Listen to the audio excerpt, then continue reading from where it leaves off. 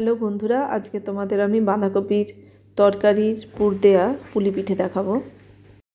একটা পাত্রে আমি 2 কাপ গোবিন্দভোগ চালের গুঁড়ো নিয়েছি, তাতে কিছুটা পরিমাণ নুন দিলাম, দিয়ে ওর মধ্যে টকবক করে ফোটা উষ্ণ গরম জল দিয়ে যেমন আটা মাখে সেইভাবে আমি চালের গুঁড়োটা মাখিয়ে নেব। মাখা হয়ে গেলে ওই মাখা থেকে আমি ছোট ছোট লুচির আকারে লেচি করে বাটির মতো একটা শেপ দিয়েছি। এবার ওই বাটির মধ্যে আমি কিছুটা কিছুটা করে বাঁধাকপির তরকারি পুর হিসেবে দিচ্ছি।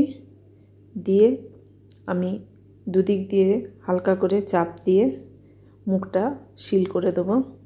এবার যে যেরকম ডিজাইন দেবেন, আমি এই রকম ডিজাইন দিয়েছি।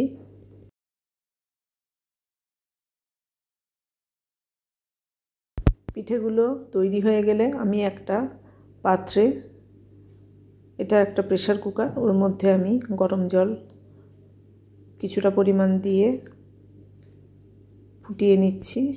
এবার ওখান থেকে যখন বাষ্প বের হবে ওর মধ্যে আমি একটা স্টিলের ঝুড়ির মধ্যে পিঠেগুলোকে সাজিয়ে দিয়েছি, দিয়ে একটা থালা ঢাকা দিয়ে দিয়েছি। মিনিট 20 মতো সেদ্ধ হতে সময় নেবে। সেদ্ধ হওয়ার পর আমি মিনিট 10 ঢাকনাটা ওই অবস্থায় রেখে দিয়েছিলাম। তারপর এখন আমি ওটাকে সার্ভ করছি প্লেটে। আমি নলেন গুড়ের সঙ্গে সার্ভ করেছি। এটা এমনিও খাওয়া যায়, যে যেরকমভাবে খেতে পারেন। বন্ধুরা বানিয়ে দেখবেন, এবার খেতে কেমন হলো আমাকে কমেন্টে জানাবেন। আশা করি ভালো লাগবে।